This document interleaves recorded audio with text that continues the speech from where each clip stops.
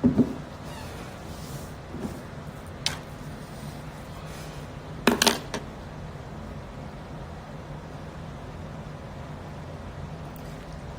pessoal tá entrando.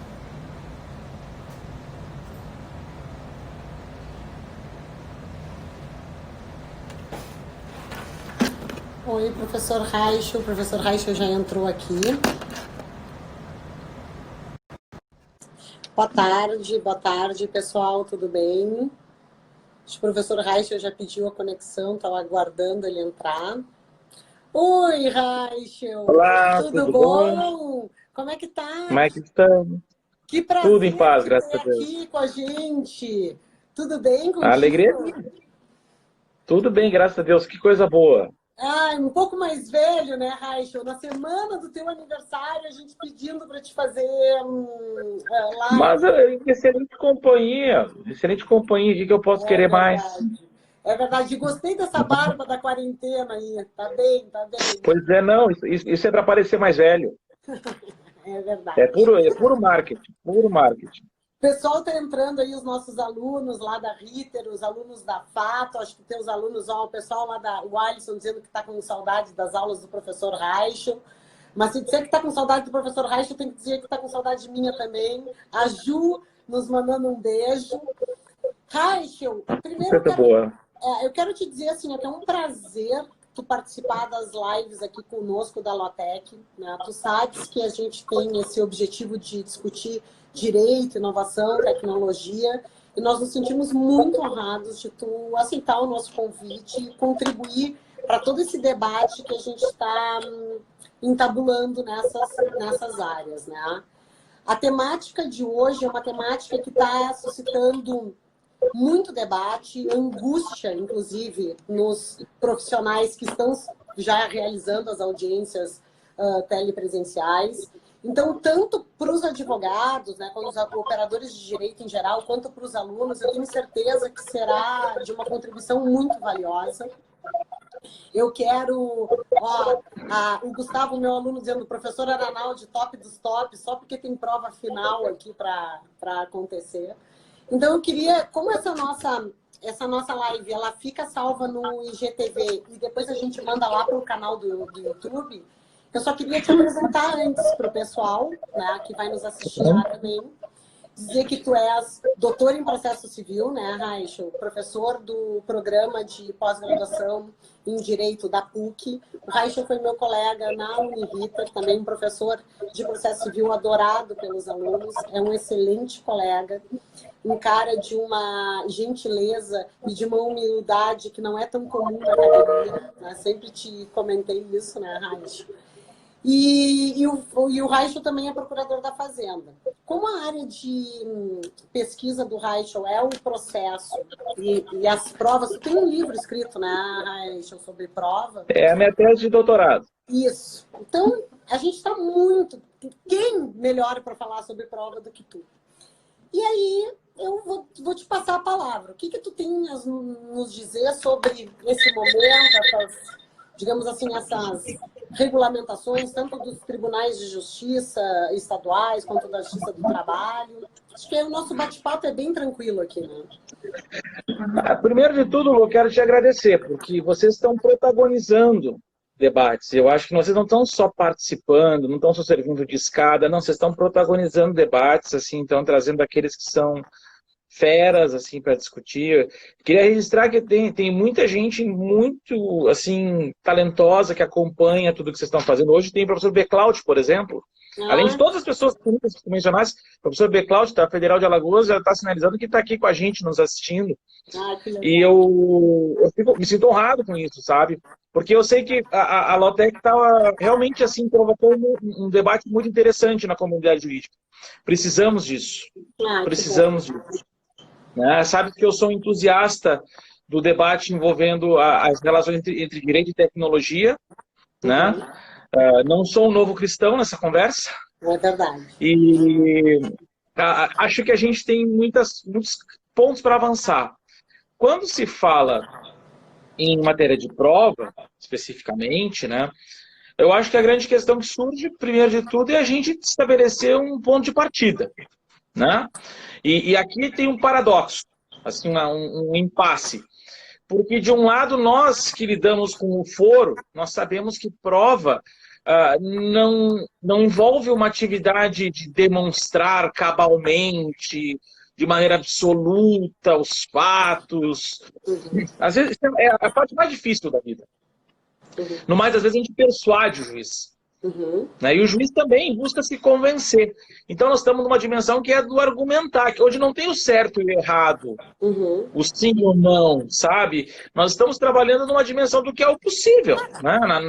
A investigação é uma investigação que não pode ser ilimitada, a gente tem limite do tempo, a gente tem o limite da inadmissibilidade de provas ilícitas e assim por diante. Mas, por outro lado, veja, quando a gente coloca o componente tecnologia nessa conversa, o paradoxo é esse. A tecnologia parece que vai nos dar algo de exato, algo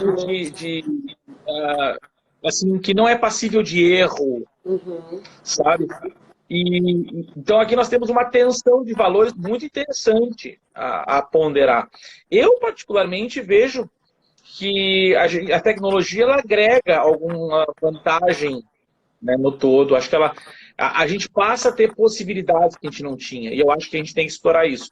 Mas, ao mesmo tempo, surgem algumas dificuldades, né? A gente sabe que as pessoas estão tendo dificuldade de não lidar com a prova oral, por exemplo. Né?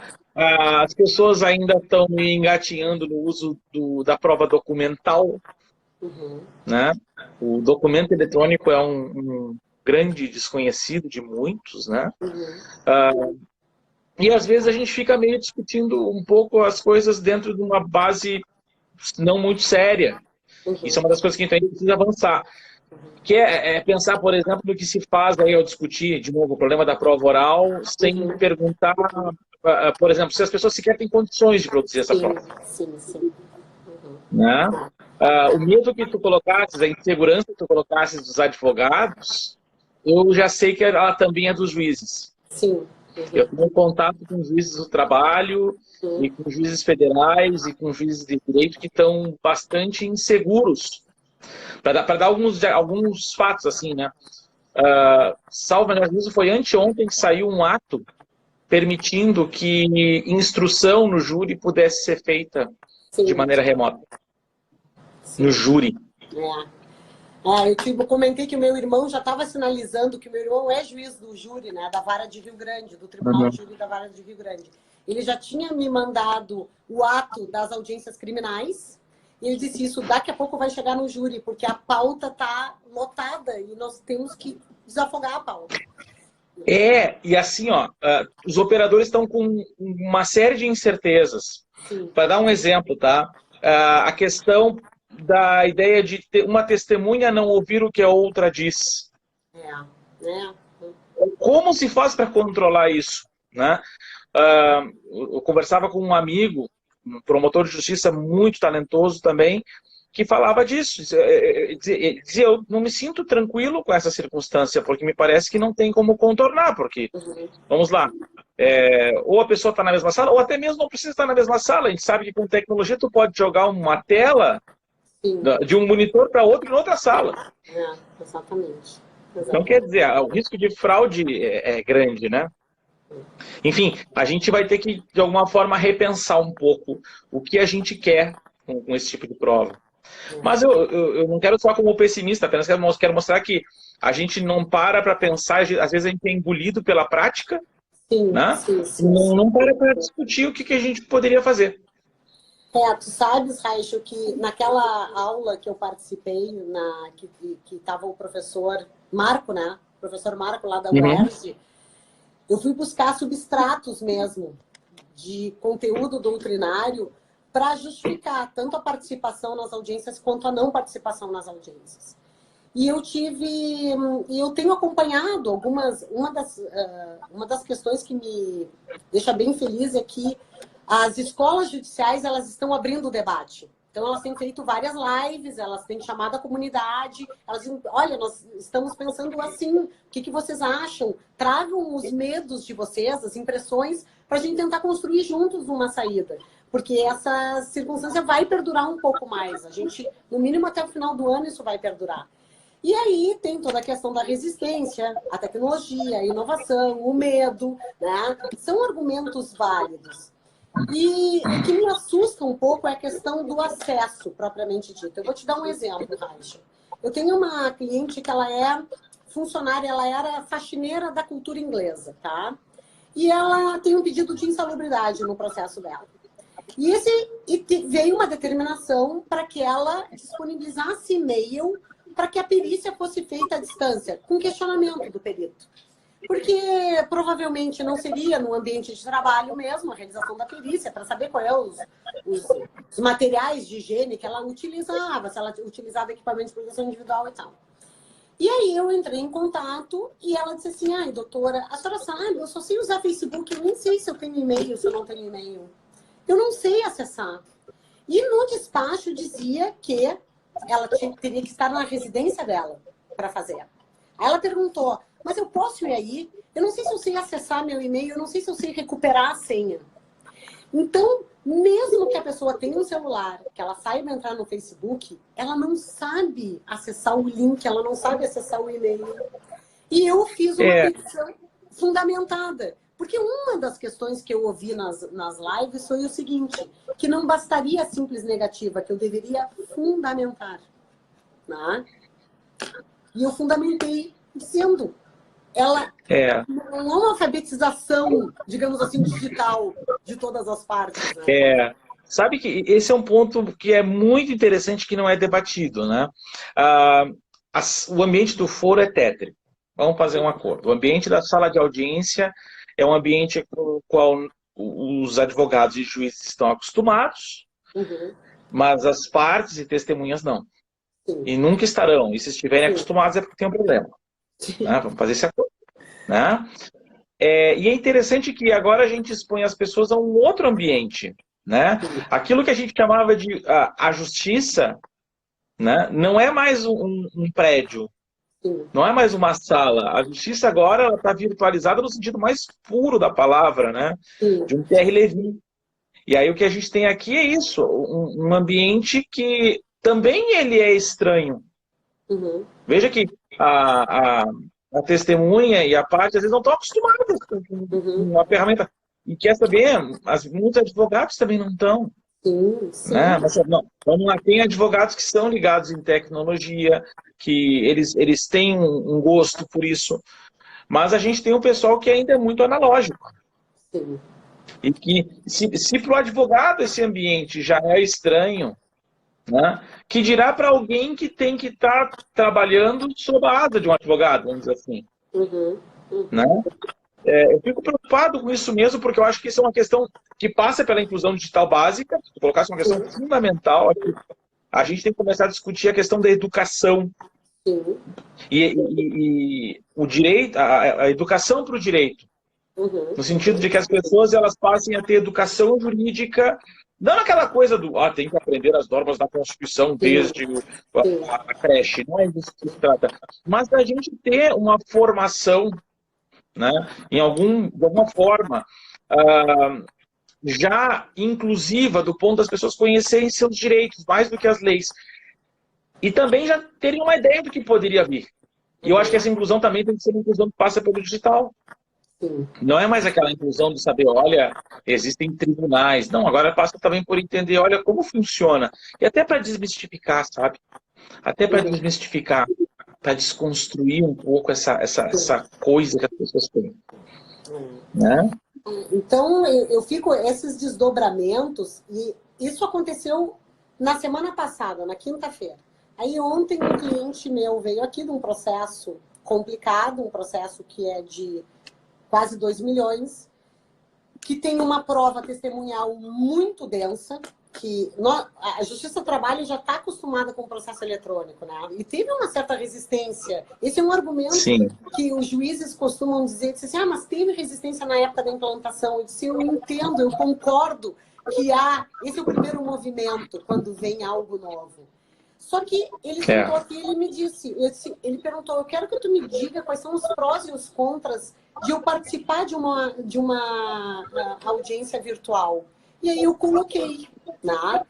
E ele disse, pois é que fica muito complicado, porque eu não confio na outra parte. Eu tentei colocar, Rachel, em termos, digamos assim, para leigos, o que seria o princípio da colaboração? Como é que se está discutindo isso no judiciário? Como é que seria possível de nós entabularmos e realizarmos a audiência, porque ele também tem interesse na resolução do processo o mais rápido possível, ele é autor.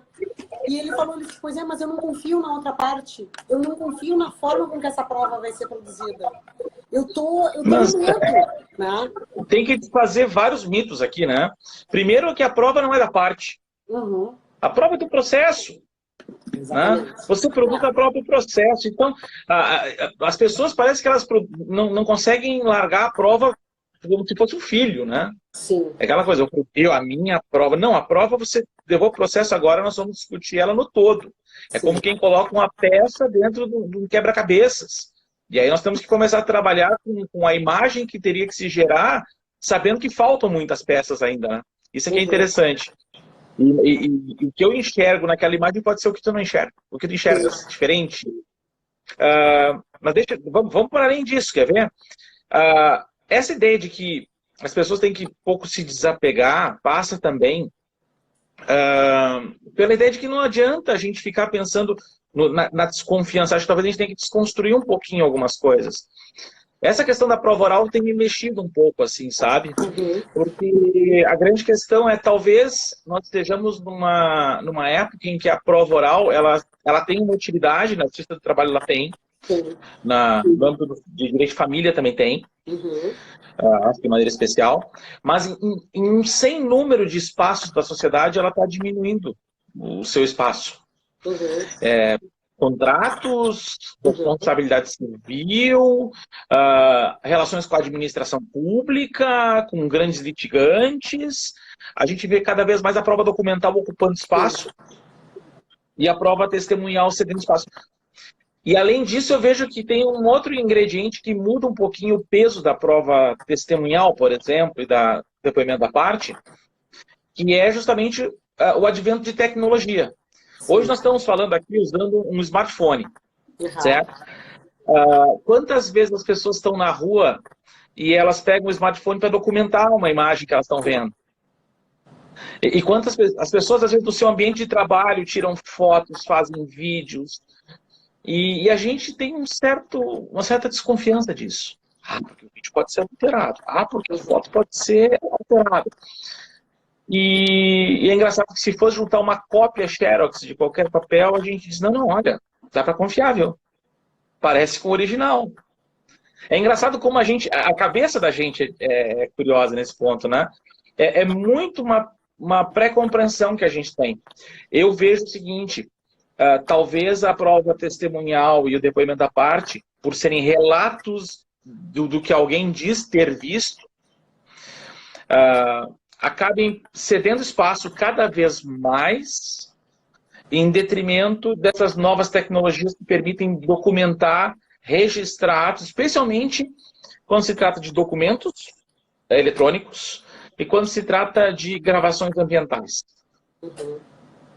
Eu acho que a gente tem que começar a talvez jogar um pouco diferente. Mas é uma coisa que... Nós estamos em 2020, né? 2020, muita coisa se imaginava que ia ser diferente, né? Domingo ou sábado eu estava vendo com meu filho o De Volta para o Futuro 2. Né? E aquilo se imaginava que ia ser 2020, né? Crescemos assistindo os Jetsons, né? Que também davam um cenário do que era futurístico. E foi um parto para instalar uma lava-louça aqui em casa. Sabe? Mas eu quero imaginar que 2025, que está logo ali, né, quando passar a pandemia com calma e estivermos todos com saúde e sem máscaras, se Deus quiser, né, um ambiente mais alegre, nós vamos ter um mundo que vai exigir esse tipo de reinventar, de repensar, sabe? Né? Acho que a prova vai se reinventar. Porque a gente. E vai ser interessante, porque isso não vai significar também que vai se ter uma prova que demonstra. Sim. Porque alguém vai dizer, então tá, então agora eu não tenho mais o relato de alguém, eu não preciso ficar pensando na história do quem conta um conto, põe um ponto. Sim. Né? eu vou Mas poder ter imagem. tu acha que essa reinvenção, Raichel, da prova, porque é óbvio, tudo que a gente estuda sobre teoria geral da prova, sobre prova em espécie, é pensado para uma prova presencial, né? Presencial. É, é. A gente vai transferir a gente está transferindo para o ambiente online, estamos discutindo. E tu acha que isso vai interferir no ônus, por exemplo? Vai. Vai no seguinte sentido. As regras sobre ônus de prova, elas são regras de julgamento, que a gente usa quando tem dúvida, né, sobre se algo está ou não provado. Ou porque não tem a prova, ou porque não sabe se a prova convenceu. E aí tu tens que responsabilizar alguém pela dúvida, né? Entre o 373 do CPC lá, ou outras regras que a gente conhece. Bom, por que eu falo disso? Porque me parece que cada vez mais nós teremos mais informação, graças a esse boom de informação que a gente está vivenciando, né?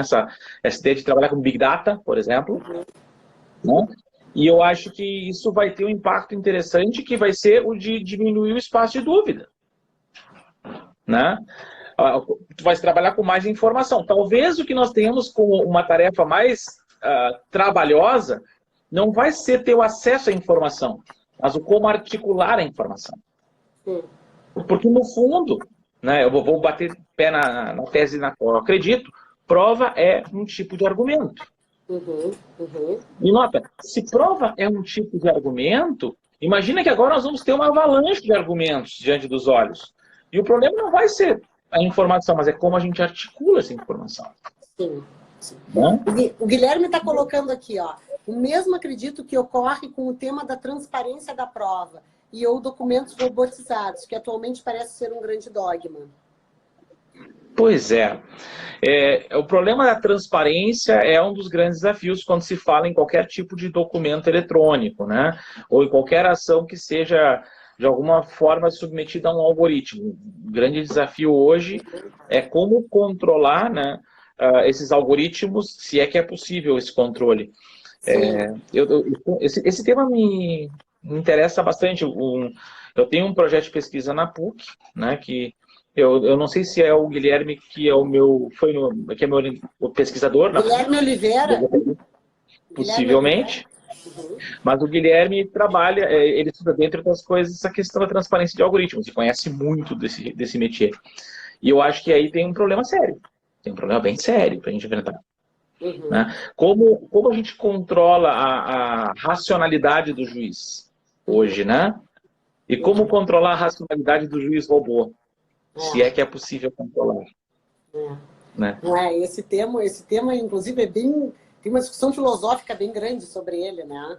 Eu nem me atrevo muito, porque aí preciso, assim, estudar uma semana para discutir esse assunto, tu sabe? O tema é muito bonito, viu? Não. Mas eu vou te dizer assim, ó, Raichel, tu sabes que eu ando bem angustiada com essa questão da produção da prova, porque a minha área de atuação, quase todo o processo passa pela prova testemunhal. Tá? E eu vejo que as pessoas estão tateando no escuro. De uma forma geral, elas não sabem. Tá? Eu tenho muita preocupação, eu sei, a prova é do fato, é do processo, né? Mas eu tenho uma preocupação muito grande com o ônus. De daqui a pouco... Eu não consigo... Parece que eu sou mais segura da desincumbência daquele determinado encargo pessoalmente. Né? Até a forma das perguntas, eu não sei, eu realmente... Essa é um ponto que me traz muita ansiedade. Porque são vários processos que eu estou recebendo os despachos que eu te mandei, né? Até um exemplo de despacho, dizendo, olha, tu vai ter que me justificar e tu vai ter que justificar que as partes não têm dificuldades e que eu estou presumindo que em pleno século XXI todo mundo tem acesso, todo mundo tem educação. Sabe que tem parte... Essa questão é tão importante, tão bonita e tão complexa. Vamos botar assim, ó, algumas coisas, porque sem a pretensão de esgotá-la, tá? Mas enfrentando. Primeiro, assim, eu acho que o processo ele serve como uma ferramenta até para controlar um pouco essa preocupação, sabe?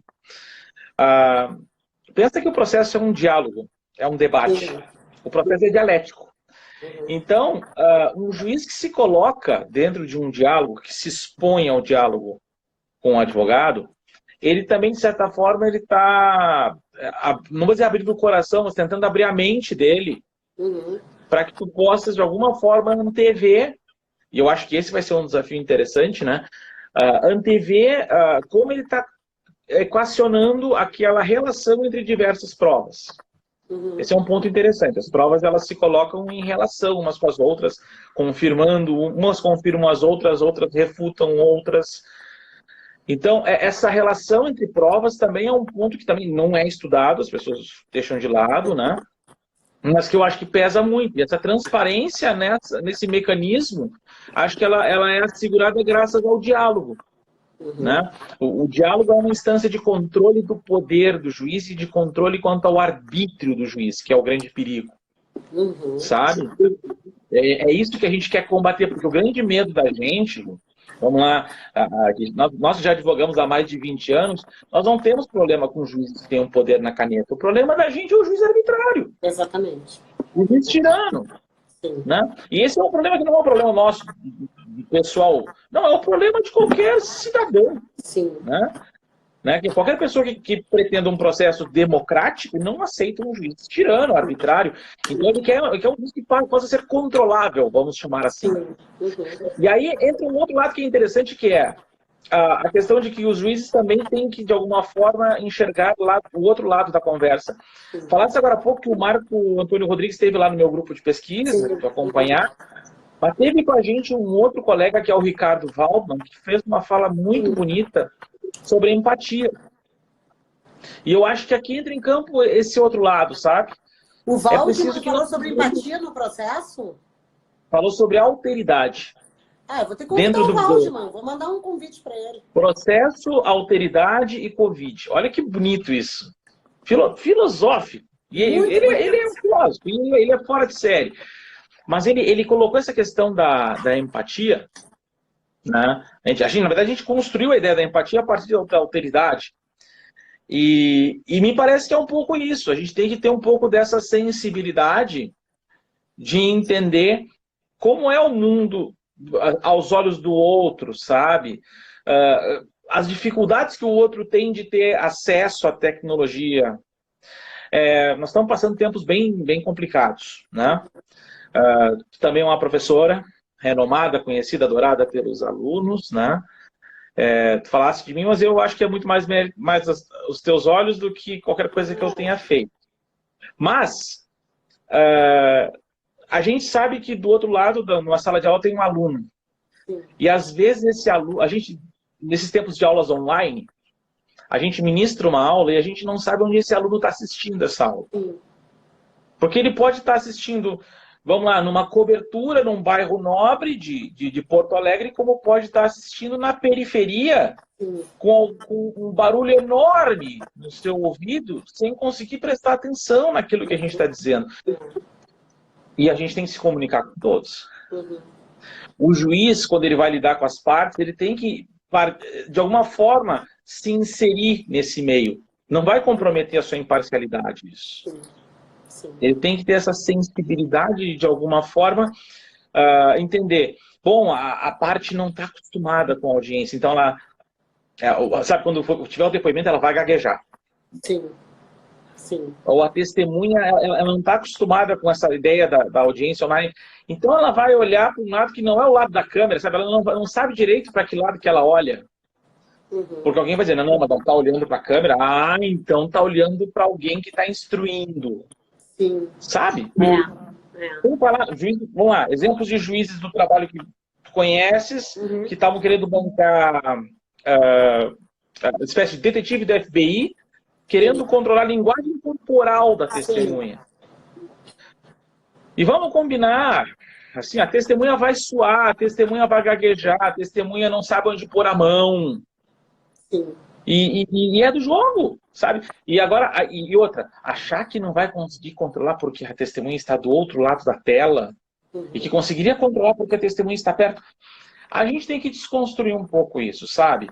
Eu acho que nós temos que começar a enxergar um pouco mais a ideia de que o mundo se expande quando a gente olha para uma tela, sabe? Não se trata só de encurtar a distância. Não é só isso. Nós estamos criando um outro lugar. Imagina que o que a gente está falando por uma tela aqui, isso aqui é uma... A gente podia chamar isso de uma sala. Sim. Uma sala que não tem teto, não tem porta. Entende? Isso é sensacional. Por isso que eu sempre digo... como se minha casa tivesse um quarto a mais. Por isso que eu sempre digo, quando eu começo as lives, eu digo que prazer te receber aqui na Lotec. Porque é como se tu estivesse comigo aqui na Lotec. Isso. E essa questão da empatia, Raicha, eu acho assim... Eu assisti algumas lives no YouTube de juízes do trabalho, e uma delas era a Aline, né, que já esteve aqui com a gente na Lotec, a gente já discutiu sobre as audiências do Sejusc, como é que ela estava conduzindo. E ela fez um mestrado em Direitos Humanos em Indiana, né? Ela fez o curso de mediação em Harvard, ela tem todo um conhecimento, toda uma bagagem, ela já tem assim introjectada algumas ferramentas. Né? E eu até mandei uma mensagem para ela depois e disse, olha, eu quero te parabenizar pela tua fala na live e quero te dizer que tu és uma interlocutora da comunidade jurídica e das partes. Porque tu tens uma capacidade muito forte de entender o lugar do outro. Isso é importante, sabe? Então, Aline, obrigada pela tua fala, mas, por favor, tu sabes, a gente já conversou aqui, nós já debatemos algumas questões. Naquela época, a gente estava falando de como utilizar as ferramentas da mediação nesse ambiente virtual. Ela falou do cálculos, da questão da escutativa, né? E como é que ela está conduzindo? Ela é muito habilidosa na condução dessas audiências do Sejusc. E convidaram para participar do debate das audiências de instrução e tinha algumas falas um pouco dissonantes do que eu já sabia que ela colocava. E aí eu falei em inbox com ela. Eu disse, tu sabe, tu tens... Então, por favor, seja uma interlocutora dessa visão do outro lado, porque tu já sabe qual é esse lugar de fala, tu consegue compreender. E eu vejo que é muito difícil, de vez em quando, as pessoas perceberem, sabe? Se a gente colocar até numa reunião do Zoom, né, Raicho? Tu tá com os teus alunos num grupo de pesquisa, tu quer vê-los, né? Tu quer? Abre a tela para eu te ver. Eu tô participando de um curso de Visual Law, que a primeira coisa é dizer assim, por favor, todo mundo com a tela aberta, para olhar. É tão interessante isso, porque assim, a gente está aprendendo a lidar com esse mundo. De novo, assim, ó, uma coisa era colocar toda essa turma dentro de uma sala. Né? E é interessante que dentro de uma sala, talvez a gente não enxergasse um a um, do mesmo jeito que a gente enxerga numa tela. E de outro lado, talvez as pessoas que estavam na sala não enxergassem quem estava com elas na sala. E aí eu vejo que tem várias coisas aqui. Uma delas, por exemplo, é a indiferença em relação a quem está na sala. Isso é uma coisa que preocupa, sabe? Porque o ambiente online, ele pode se tornar extremamente impessoal. Sim. Esse é um ponto. A gente falou da empatia de um lado, a exigência, essa dimensão do humano, né? Mas existe um outro lado que é essa ideia de que, às vezes, tu está numa sala e, vamos lá, é tanta informação, é tanta gente... e as pessoas querem fazer tudo ao mesmo tempo. E aí, sabe, entra na sala, desliga a câmera e fica fazendo outra coisa enquanto ouve o que está sendo dito e talvez não faça uma coisa nem outra direito. E vamos fazer aqui, não falar na terceira pessoa do eles agem assim. Às vezes nós fazemos.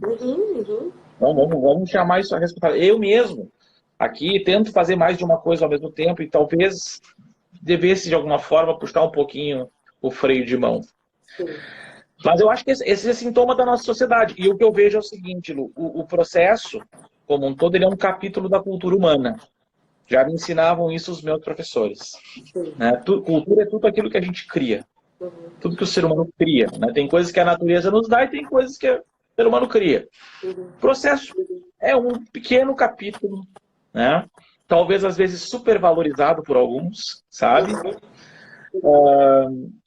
Mas é um capítulo que ele, de alguma forma, expressa, ele transparece o que nós somos. Então, nota, no caso, tu fala da questão das audiências de mediação e conciliação. Eu acho que ali tem um outro problema sério, que é o da comunicação. Repara que, olha que interessante, a gente fala em processo e audiência e meio de tecnologia, parece que a gente fala como se fosse tudo uma coisa só.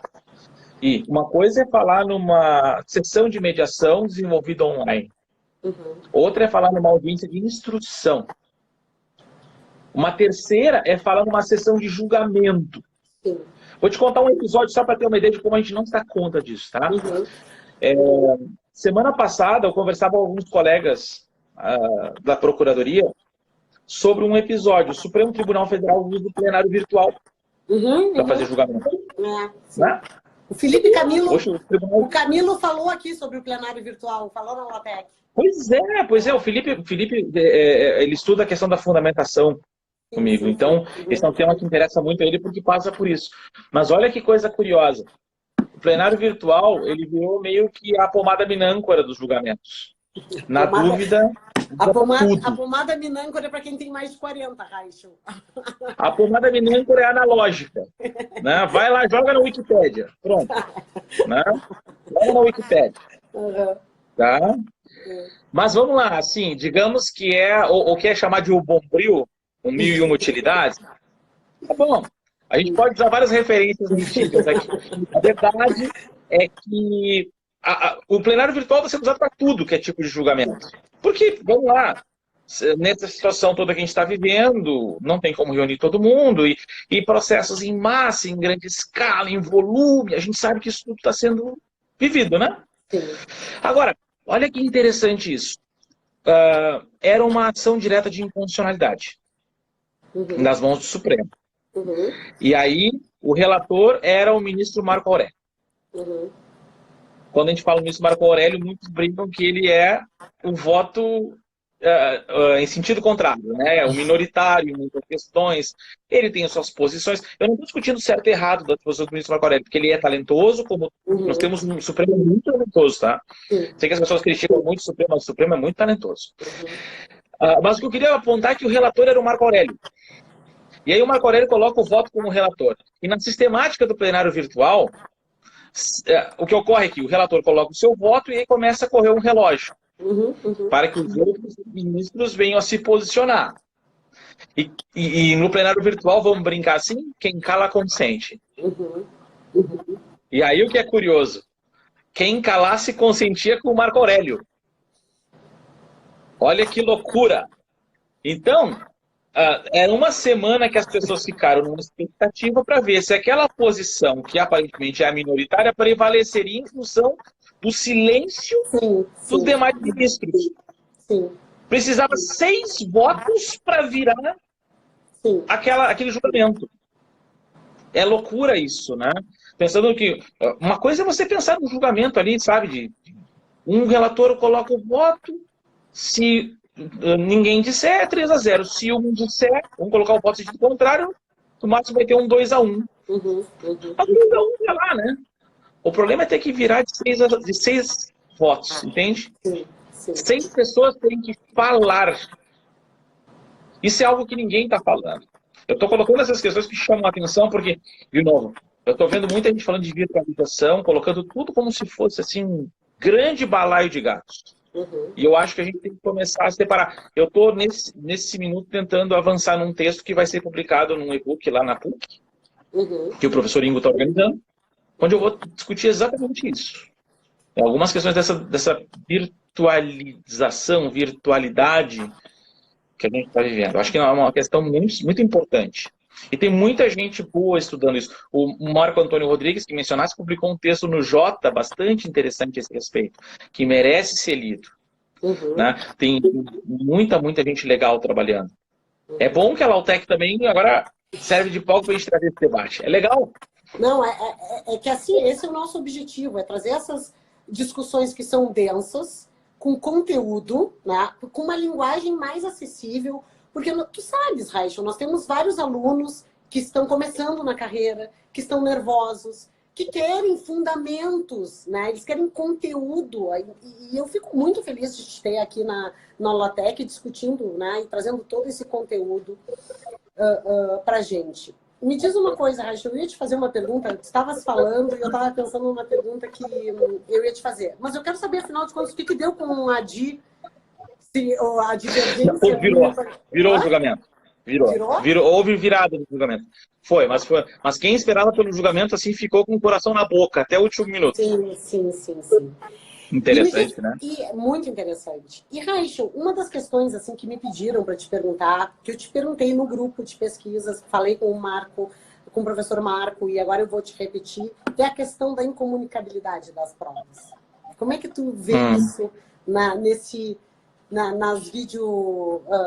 nas audiências telepresenciais, né? Tu sabes, eu já te dei o panorama de como é que funciona na Justiça do Trabalho, né? Essa é a grande preocupação dos advogados trabalhistas, acredito que dos magistrados também.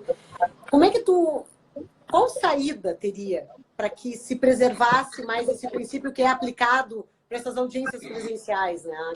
Sabe que... O que acontece? O problema não, eu acho que o problema não é a audiência presencial ou não. Aqui. Sim. Acho que o problema é a prova oral. Na prova oral, a gente confia no relato. Sim. O que a gente quer é que a pessoa diga assim, o que você viu? Afinal, o que teus olhos viram? Porque é interessante que você vai olhar a prova testemunhal, se a pessoa for cega, ela não pode ser chamada a falar sobre o que ela não vê. Né? Aquilo que os sentidos não lhe permitem captar. Né? No fundo é isso, a gente quer que a pessoa relate a sua percepção. E aí tudo que a gente não quer é que de alguma forma esse relato seja influenciado por algum fator externo. É isso. A gente não quer que a pessoa possa consultar notas, a gente não quer que alguém fique dizendo o que ela deve falar ou não deve falar, a gente não quer que um relato seja influenciado por outro. A gente tem enfim, a gente quer que esse relato seja o mais puro possível. Né?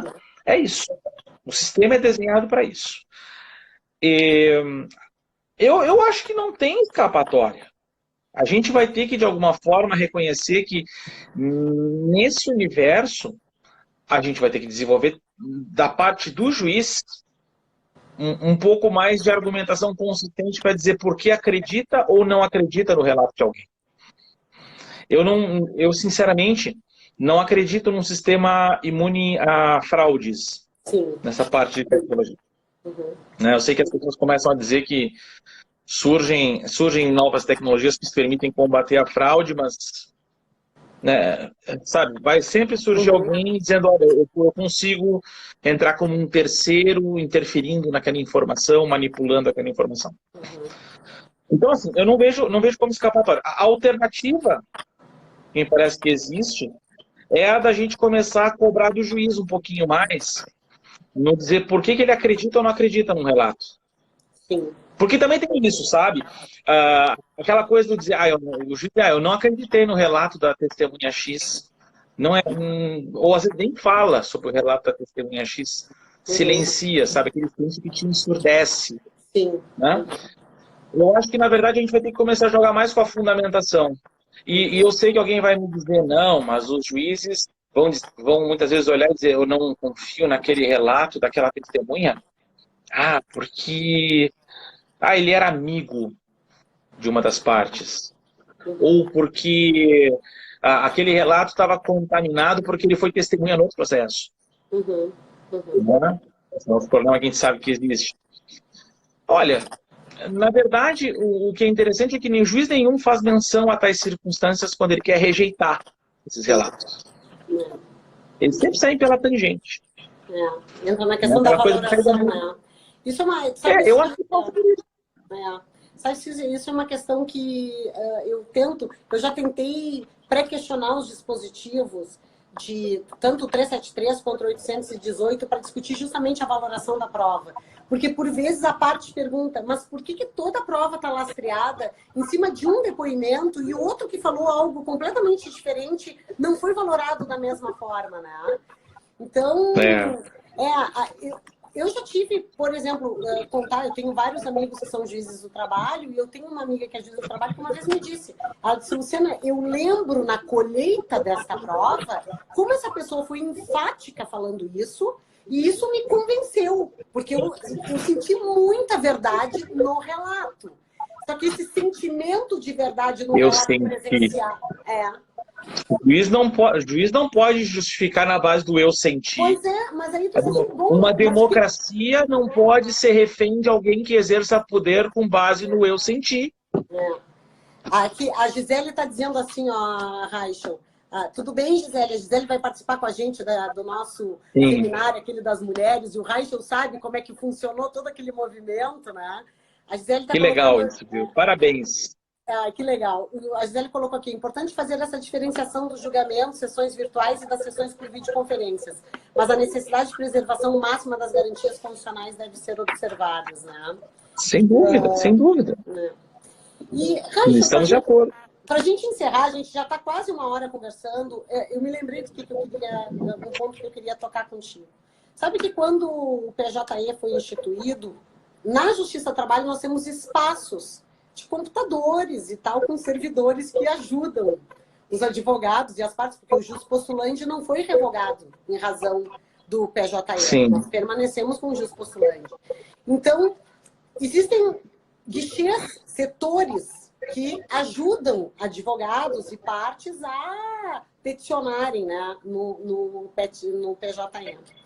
E isso, nesse sistema, tem um espaço devidamente controlado, devidamente higienizado, para que as testemunhas né, cheguem ao foro e prestem o depoimento ali, se elas não tenham acesso. O que te parece?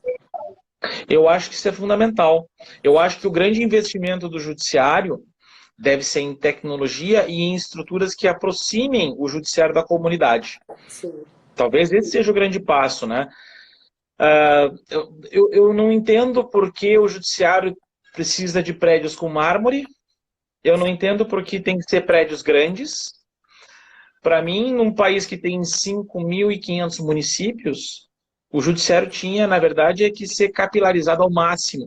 E isso importa na ideia de existir unidades do judiciário com uma estrutura que, eu não vou dizer que ela tem que ser franciscana, não é isso, mas ela tem que ser uma estrutura que ela, de alguma forma, não seja uma estrutura opulenta. Sabe? A gente consegue ter uma justiça com muito mais custo-benefício a serviço do jurisdicionado. É preciso desconstruir um pouco isso, sabe? Essa ideia de que a justiça é aquele lugar onde a pessoa não sabe se pode chegar com aquela roupa que ela tá. Sabe? Doutor, eu tenho que ir de gravata? Doutor, eu não tenho sapato, eu posso ir de chinelo de dedos porque é o que eu tenho. E a gente pensa, na capital não, nós temos que pensar, sabe, do Oiapoque ao Chuí. O Brasil é um continente com variedade tão grande, a gente tem que começar a enxergar isso. E eu acho que isso é tão importante quanto a tecnologia. Eu acho que a tecnologia é um capítulo muito importante porque ela vai encurtar distâncias de um país do tamanho de um continente, ela vai cortar intermediários, isso vai ser muito bom, sabe? Ela vai nos dar segurança, mas a tecnologia por si só, ela pode virar confete. Esse é o meu medo. E aí a grande questão que eu vejo é que sim, nós temos que começar a trabalhar a outra ponta. Assim, eu cada vez mais ando nos últimos 3 meses, quase o tempo da pandemia, tá? Eu me botei a pensar muito sobre essa questão de que no lidar com o processo, com tecnologia, a gente tem que começar a se preocupar um pouco com aquilo que seria uma espécie de soft skills. Sim, sim. Sabe? Comentei já contigo isso, né, Lu? Eu acho que a gente tem que começar a se preocupar com a questão da empatia, como eu falei, tem que começar a se preocupar um pouco mais com a retórica. Sim. A gente tem que se preocupar talvez um pouco com, não retórica no sentido pejorativo da palavra, mas na linguagem acessível para o jurisdicionado. A própria acessibilidade da tecnologia, sabe? A tecnologia tem que ser friendly. Sim, sim. Sabe? Tem que ser amigável. Né?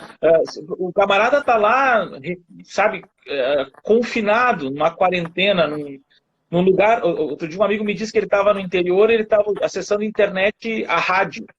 Sim. Eu achei engraçado, eu pensei que isso não existisse mais. Mas é. Mas no interior é direto, né? Uhum. E aí tu começa a pensar assim, né? Internet a rádio, né? O camarada tem internet a rádio lá e ele vai ter que figurar como testemunha, por exemplo. Sabe? O Não, cara que não tem, sabe? Ele tem que ter ferramentas acessíveis, fáceis. não, esse é um ponto assim muito importante. A gente podia fazer uma live só sobre esse tema. Eu fiquei muito impressionada, Raíssa, naquela notícia que eu mandei no nosso grupo ali sobre o despedimento de empregados da Uninove via pop-up. Sabe isso? Pelo amor de Deus, é uma desumanização total. Eu uso a Exato. A tecnologia palavra é essa. para É desumanizar. desumanizar. Né? Então. Nota, é na contramão do que a gente está dizendo aqui. É preciso humanizar a tecnologia. Sim. Isso, sabe? e para as pessoas que já têm uma certa dificuldade de comunicação, a tecnologia é uma barreira, né? Então, ela fica... Então, mas era isso, assim, Raíssa. Olha que o pessoal, a Gisele está dizendo, está nos agradecendo aqui, dizendo que o espaço da Lotec tem oportunizado a análise de temas urgentes da atualidade. O João Paulo está concordando com ela. O João Paulo a gente tem que convidar também para fazer uma live aqui. Isso. Né? Veja que público qualificado, hein? A gente tem um público qualificado, né? Ai, eu fico assim, ó, super feliz. Mas isso é só porque os convidados são VIPs. Aí quando os convidados são VIPs, o público qualifica. Tá? Mas então tá, Raíssa, eu te agradeço muito a tua presença. Eu acho que a gente tem muito para debater. O nosso público é um público fiel, ele vem crescendo, né, exponencialmente, tem nos acompanhado no YouTube, porque não é todo mundo que consegue assistir no horário que a gente disponibiliza as lives, eles vão lá no YouTube depois. Eu te mando o link ali no nosso grupo para disponibilizar para os teus alunos, se tu quiseres. Eu te cumprimento agora pessoalmente pelo teu aniversário, né? Te dar os parabéns pelo aniversário. E quando tudo isso passar, nós vamos comemorar todos os aniversários juntos, né? Regados Essa é a ideia. Né? Essa é a ideia. Eu quero agradecer pela oportunidade, tá? De coração, tá? Eu sigo, assim, eu tenho um carinho muito grande por ti, por todos os que estão envolvidos nesse projeto. Assim, acho que é admirável o que vocês têm feito. Assim, eu quero que vocês possam contar comigo sempre que, enfim, quiserem contar comigo, né? Eu estou à disposição, de coração, muito obrigado pela oportunidade. Ai, que bom, nós ficamos muito felizes com essas pessoas muito importantes que são tão generosas quanto tu. Tá, Raíssa, querido? Vou encerrar então. Obrigado. Um grande beijo. Beijo na Dani e nos guris. Obrigado. Abraço, Felipe. Obrigado, pessoal, pela audiência. Um grande abraço a todos. Valeu. Tchau. Tchau.